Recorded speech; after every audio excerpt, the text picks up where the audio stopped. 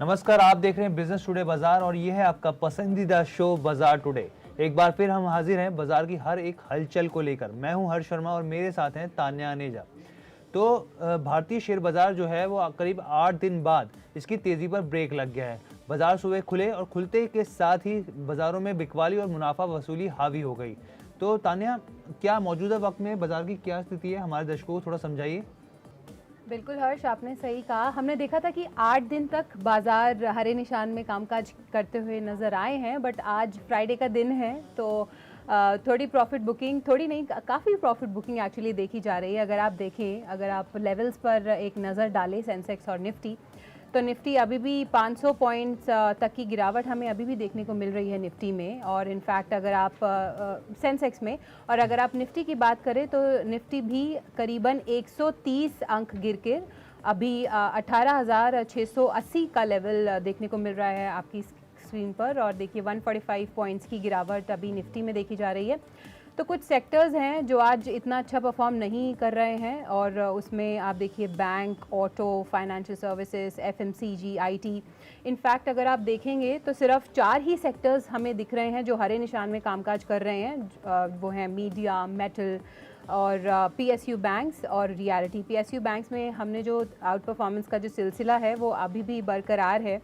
और हर्ष, कल भी हम डिस्कस कर रहे थे इसके बारे में कि जो आउट परफॉर्मेंस इस सेक्टर ने दिखाई है वो तारीफ के लायक है। और 60% से ज़्यादा, एब्सोल्युटली, और 60% से ज़्यादा जो है ये बढ़ चुका है इंडेक्स। और अगर आप तमाम स्टॉक्स की बात करें तो सबसे पहले गेनर्स की जो लिस्ट है उसे ग्रासिम टेक पर गेनर्स की लिस्ट है। टेक में सारे वो शेयर्स हैं। आज मेटल शेयर्स फिर जो है तेज़ी देखी जा रही है मेटल शेयर्स में। वहीं अगर आप on the flip side losers की लिस्ट देखें तो उसमें तमाम ऑटो नेम्स आपको नज़र आ जाएंगे। आयशा मोटर्स, एम और एच के बारे में हमने कल भी डिस्कशन किया था। ये स्टॉक इस हफ्ते अच्छा परफॉर्मेंस ज़रूर दिखाया है, बट अब प्रॉफिट बुकिंग का जो सिलसिला है वो एच में अब शुरू हो चुका है। हीरो मोटोकॉर्प, टाटा कंज्यूमर्स, ये वो और स्टॉक्स हैं जो आपको टॉप लूजर्स की लिस्ट में। In fact Nestle India also, FMCG pack आज इतना अच्छा परफॉर्म नहीं करते हुए दिख रहा है। तो ये वो सारे सेक्टर्स और स्टॉक्स हैं हर्ष जो आज इतना अच्छा परफॉर्म नहीं कर पा रहे हैं। जी तान्या, बिल्कुल। और एफआईआईएस की जो सेलिंग एक हुई है कल, उसका भी जो इम्पैक्ट है वो हमें देखने को मिल रहा है। इम्पैक्ट दिखाई दे रहा है। राइट, ग्लोबल क्यूज भी आज इतना सपोर्ट नहीं कर रहे हैं मार्केट में। बिल्कुल। तो चलिए इस चर्चा को आगे बढ़ाते हैं और हमारे साथ वेल्थ मिल सिक्योरिटीज के इक्विटी स्ट्रेटजी जो डायरेक्टर हैं क्रांति बैतिनी जी, वो हमारे साथ जुड़ रहे हैं। सर, बहुत बहुत स्वागत है बिजनेस टुडे बाजार में। धन्यवाद हर्ष और तान्या जी। सर, सबसे पहला मेरा सवाल ये रहेगा कि मैं मतलब एक बाजार पर आपका टोटल व्यू समझना चाह रहा हूँ कि कौन से फैक्टर्स जो हैं वो प्ले आउट हो रहे हैं, क्योंकि ग्लोबल मार्केट्स के मुकाबले जो हमारा बाजार है उसकी परफॉर्मेंस बहुत शानदार रही है। लेकिन कहीं ऐसा तो नहीं है कि सर हम कहीं गिरने की कगार पर पहुँचने वाले हैं? और दूसरी चीज़, और थोड़ा सा हमारे निवेशकों को अच्छे से समझाइए, हमारे व्यूअर्स को, कि आखिर गिरावट ये आखिर आई क्यों है, बाजार पर मुनाफा वसूली हावी क्यों हुई? सर, इसके बारे में भी समझाइए। एक चीज, एक लाइटर नोट में, आज तान्या जी ने बिल्कुल लाल कलर का जैकेट पहना है, इसलिए आज मार्केट थोड़ा सा लाल में दिख रहे हैं। तान्या जी आप ओके, नेक्स्ट टाइम मिस्टर पहनेगी। बतीने मैं यही कहना चाहूंगी, ये जो लाल आज तो मैंने पहन लिया है पर आगे से मैं ध्यान रखूंगी। तान्या ग्रीन में जैकेट पहनेगी सर आगे से। Absolutely. Red and but on a serious note mister बतीने, ये जो एफआईआई की जो सेलिंग हुई है कल, इसका भी इम्पैक्ट हमें देखने को मिल रहा है आज मार्केट्स पर। एक चीज इन्वेस्टर्स ने ध्यान पे रखना है, लास्ट कपल ऑफ डेज से, लास्ट हफ्ते में मार्केट एकदम रैली हुआ है। थोड़ा सा मार्केट में कंसल्टेशन जरूरत है और ये मार्केट का बुल रन के लिए एक अच्छा चीज है। कभी कभी तान्या जी आप लाल कलर का जैकेट भी पहनते रहे हो, क्योंकि मार्केट में हेल्थ, मार्केट का मूवमेंट और हेल्थ अच्छा रहने वाला है। और थोड़ा सा प्रॉफिट बुकिंग भी अभी मार्केट में चल रहा है। एक चीज है, हम लोग हर दिन मार्केट में बाइंग एक्सपर्ट नहीं कर सकता है, क्योंकि it can create a bubble also sometime. अभी मार्केट में एक चीज ध्यान पे रखे तो इसको एक रैंडम वॉक थ्योरी बोलता है मार्केट पैरालाइंस में। बोले तो मार्केट एक एफिशिएंट मार्केट में ups and downs quite common है। सो ऐसा गिरावट आया तो, और काफी गिरावट में और ज्यादा एसेंचुएट हो गया तो नया इन्वेस्टर्स है, जो लोग वेट कर रहे हैं डिप्स में खरीदने के लिए, वो लोग को अच्छा मौका है मार्केट में एंटर करने के लिए। सो एक दिन का लाल कलर का और एक दिन का मार्केट में गिरावट आ गए तो इन्वेस्टर्स डरने का जरूरत नहीं है, ये एक अच्छा मौका है। और जो जो इन्वेस्टर्स लास्ट पिछले हफ्ते में थोड़ा सा प्रॉफिट कमाया है, वो लोग थोड़ा सा प्रॉफिट बुक कर रहे हैं। इसको ज्यादा अ, इतना इम्पोर्टेंस देने का जरूरत नहीं है, एक part of the bull market है। और इन्वेस्टर्स ये चीजों में स्टॉक स्पेसिफिक एक्शन देखना है। कुछ दिनों से हम लोग बात कर रहे हैं मिड एंड स्मॉल कैप में परफॉर्मेंस कैसा रहने वाला बोल के। आज हम लोग देखे तो लार्ज कैप में इंडाइसिस में गिरावट देख चुका है हम, बट लेकिन निफ्टी मिड कैप इंडेक्स देखे तो नियरली 225 पॉइंट्स अप है। बोले तो मार्केट में अभी थोड़ा सा वैल्यू बाइंग हो रहा है, मनी चेजिंग, जिधर वैल्यू है उधर थोड़ा सा जा रहा है। एब्सोल्युटली। और मिस्टर बदीनी, आपने बहुत अच्छी एक बात कही कि अप्स एंड डाउन्स तो सिलसिला है ही, चाहे वो मार्केट्स हो चाहे वो ज़िंदगी हो। पर अगर आज लाल निशान है तो कल हो सकता है हरा निशान भी देखने को मिले। तो इसी नोट पर मैं आपसे ऑटो स्टॉक्स के बारे में बात करना चाहूँगी, क्योंकि ऑटो स्टॉक्स में हमने देखा है कि जो नंबर्स है वो अनुमान से थोड़े कम आते हुए दिख रहे हैं। और इसी का जो असर है, आप देखिए आज निफ्टी ऑटो इंडेक्स की तरफ अगर आप नज़र डालें तो 1% की जो गिरावट है वो ऑटो इंडेक्स में देखी जा रही है। तो इन तमाम ऑटो स्टॉक्स पर आपकी क्या राय है? कोई ऐसे स्टॉक्स जो आपके रडार पर हो, जो आपको लगता है कि नियर टर्म में हमारे निवेशकों को अच्छा जो है रिटर्न दे सकते हों? ताने जी, हम लोग बहुत दिन से ऑटो स्टॉक्स में बुलिश है, पिछले एक साल से भी। क्योंकि ऑटो स्टॉक में एक डाइवर्जेंस हम लोग देख रहे हैं। ऑटो स्टॉक का नंबर्स देखे तो ऑल मारुति सब ऑटो नंबर्स काफी अच्छा है, बट लेकिन मार्केट ने ये सब ऑटो नंबर्स का अभी डिस्काउंट कर चुका है। इसलिए थोड़ा सा ऑटो स्टॉक में थोड़ा सा कंसोलिडेशन और थोड़ा सा प्रॉफिट बुकिंग चल रहा है ऑटो स्टॉक में। बट लेकिन जो नया इन्वेस्टर्स है, एग्जिस्टिंग इन्वेस्टर होल्ड कर सकता है ऑटो स्टॉक में। अगर इन्वेस्टर्स जैसा मारुति है और M&M है, even high risk appetite investors Tata Motors को भी लॉन्ग टर्म में इन्वेस्ट करने के लिए एक स्टैगर्ड मैनर में, ऐसा दिन मार्केट में थोड़ा सा गिरावट आ गए तो डेफिनेटली इन्वेस्टर्स चुन सकता है ये स्टॉक में, एक स्टैगर्ड मैनर में इन्वेस्ट कर सकता है।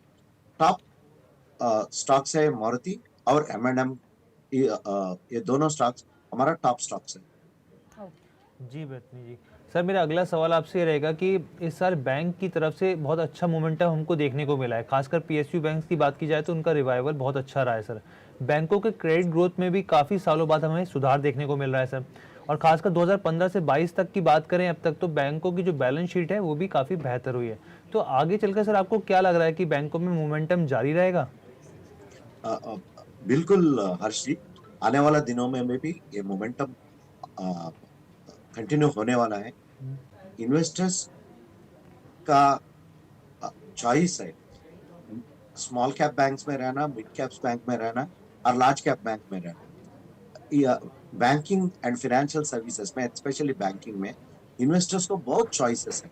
और प्राइवेट बैंक्स में रहना है और large cap public sector banks में रहना है।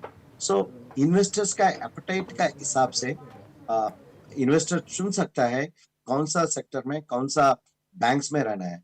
हमारा एडवाइस है इन्वेस्टर्स के लिए, normally long term out performance, sustainable out performance रहता है private sector large cap banks में, लॉन्ग टर्म का आउट परफॉर्मेंस रहता है।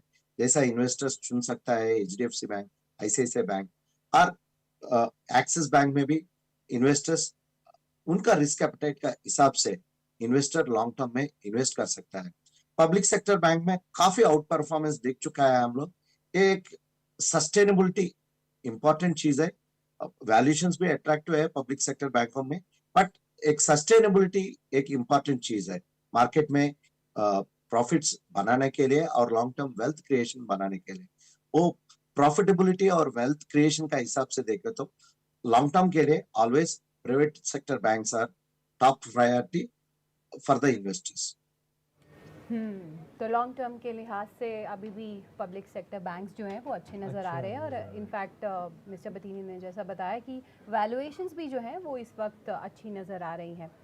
फ़िलहाल चलिए मिस्टर बतीनी, एक सेक्टर है जो फिर से फोकस में है और वो है एफएमसीजी। इनफैक्ट अगर सुबह मैंने जब आईटीसी की तरफ नज़र डाली थी तो हरे निशान में था, बट अब फिर से लाल निशान में आ चुका है। आईटीसी में इसलिए कह रही हूँ क्योंकि बाकी अगर आप पीयर से कंपेयर करेंगे तो काफ़ी आउट परफॉर्मेंस दिखाया है स्टॉक ने। तो आपको लगता है कि अभी भी अपसाइड पोटेंशियल है आईटीसी में? और इनफैक्ट अगर हम और दिग्गज जो एफएमसीजी स्टॉक्स हैं उनकी भी बात करें, एचयूएल, डाबर, तो कोई ऐसे पर्टिकुलर स्टॉक्स जो आपको पसंद हो इस स्पेस में से, या इनफैक्ट आपका जो व्यू है आईटीसी पे वो भी ज़रा हमारे दर्शकों को अगर आप समझा पाए तो। एक चीज तान्या जी, आईटीसी हम लोग एफएमसीजी स्टॉक बोल सकते हैं, बट लेकिन बैलेंस शीट और कैश फ्लोज देखे तो ज्यादातर सिगरेट का बिजनेस से भी आता है। बट लेकिन आईटीसी ने बेहतरीन काम कर रहा है एफएमसीजी का लाइनअप में। प्रोडक्ट प्रोपोजिशन भी बहुत अच्छे से तेजी से लेके आ रहे हैं। आईटीसी में आउट परफॉर्मेंस अगर एक साल पहला आईटीसी देखे तो किसी का नजर में नहीं है। आईटीसी एक साल 2 साल पहला एक अंडर परफॉर्मिंग स्टॉक जैसा आईटीसी परफॉर्म कर रहा है। बट लेकिन एक साइलेंट मूवमेंट में आईटीसी जितना परफॉर्मेंस और इन्वेस्टर्स के लिए अच्छा सा रिटर्न दिया है लास्ट 1 ईयर का रेंज में। आईटीसी में ऐसा आउट परफॉर्मेंस आने वाला दिनों में चलने वाला है, क्योंकि इस स्टॉक में बिजनेस में एफएमसीजी और होटल का बिजनेस भी अच्छा से चल रहा है, और उनका दूसरा लाइन ऑफ बिजनेस है वो सिगरेट का बिजनेस है, वो भी अर्निंग्स पोटेंशियल अच्छा से चल रहा है। बट लेकिन एफएमसीजी का बिजनेस में भी बहुत अच्छा से चल रहा है।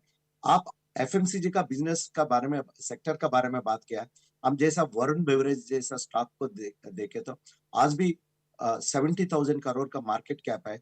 आप और लास्ट क्वार्टर का रिजल्ट्स देखे तो भी आज भी अभी 5% आप है एफएमसीजी इंडेक्स में। बेवरेजेस बिजनेस पे है, बट स्टॉक का परफॉर्मेंस पेप्सिको का फ्रेंचाइजी है इंडिया के लिए, और इंडियन कंजम्पशन का एक प्रॉक्सी जैसा स्टॉक है। डिस्पोजेबल इनकम्स का भी एक प्रॉक्सी जैसा स्टॉक है। सो अगर ये हफ्ता वरुण बेवरेजेस का परफॉर्मेंस देखे तो नियरली कम से कम 20% तक स्टॉक ऊपर जा चुका है। सो इन्वेस्टर्स लार्ज कैप में भी देख सकता है, ऐसा वरुण बेवरेज जैसा स्टॉकों में भी लॉन्ग टर्म में इन्वेस्ट करने के लिए डिप्स में इन्वेस्ट कर सकता है। तो क्रांति जी राय दे रहे थे, वरुण बेवरेजेस पर काफ़ी बुलिश नज़र आ रहे थे।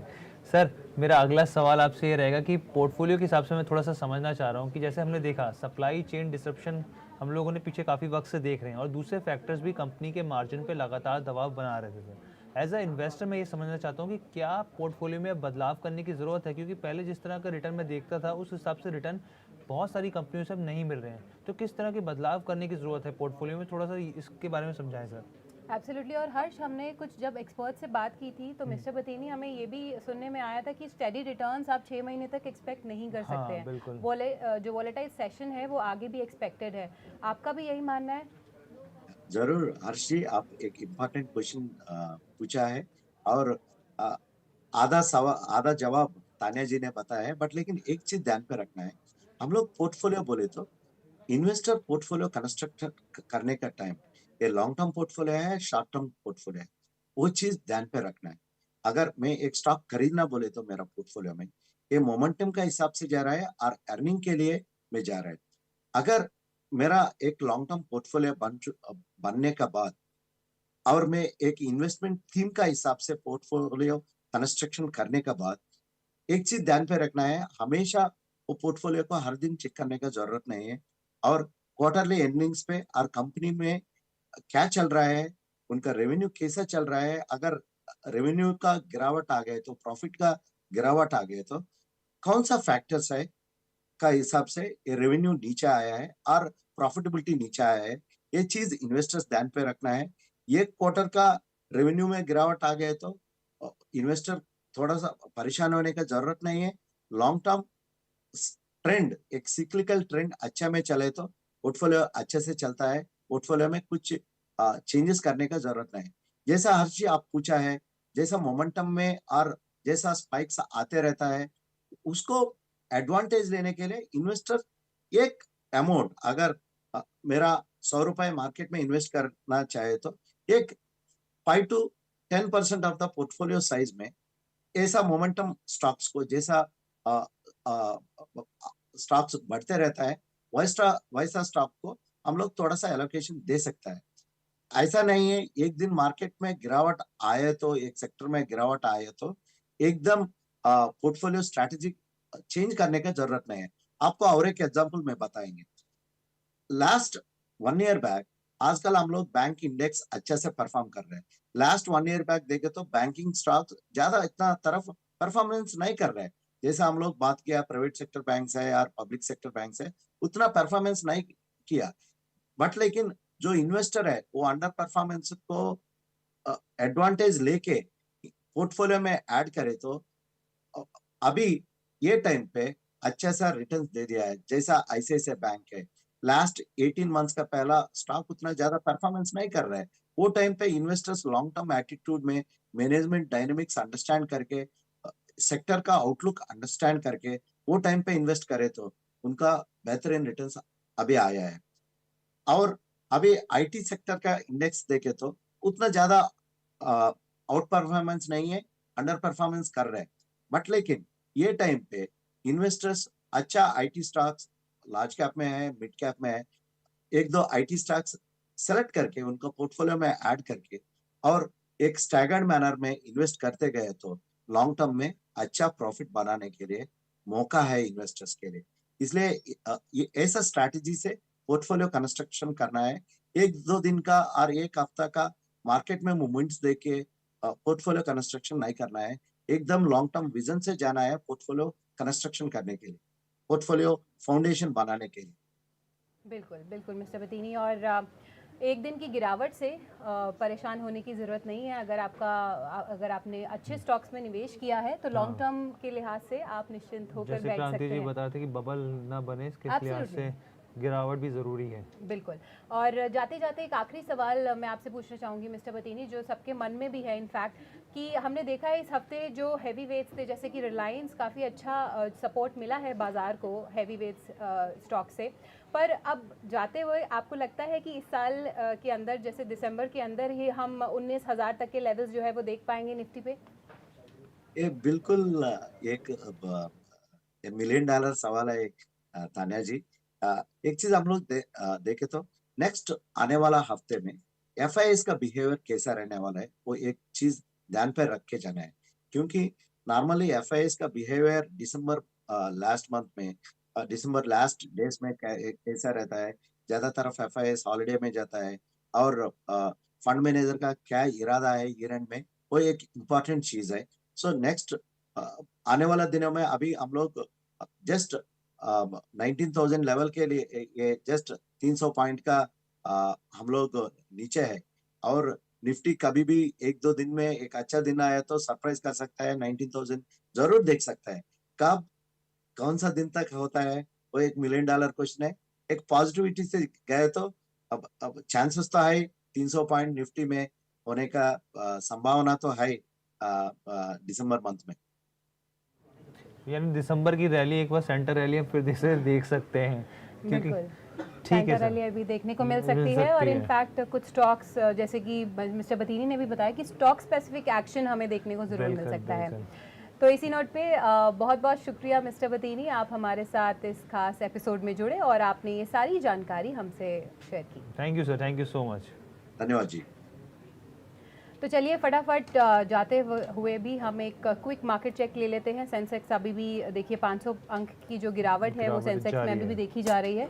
और अगर आप निफ्टी में भी देखें तो 130 अंक 140 अंक से गिरकर अभी निफ्टी भी ट्रेड करता हुआ दिखाई दे रहा है। 16,872 के लेवल्स जो हैं वो निफ्टी पे दिखाई दे रहे हैं। तो चलिए, फ्राइडे का दिन है, प्रॉफिट बुकिंग देखी जा रही है, पर हम तो यही उम्मीद करेंगे कि आगे आने वाले जितने भी ट्रेडिंग सेशंस हैं उसमें हमें ज़रूर थोड़ी ग्रीनरी देखने को मिले। और ये जो प्रॉफिट बुकिंग का सिलसिला है, रिकॉर्ड बनाया निफ्टी फिर से इस हफ्ते, आने वाले हफ्ते में हम लोग यही उम्मीद कर सकते हैं। एब्सोल्युटली। और यही उम्मीद रहेगी कि 19,000 के जो लेवल है निफ्टी पर वो हमें ज़रूर देखने को मिले। तो इस एपिसोड में इतना ही, हमें दीजिए इजाज़त। धन्यवाद।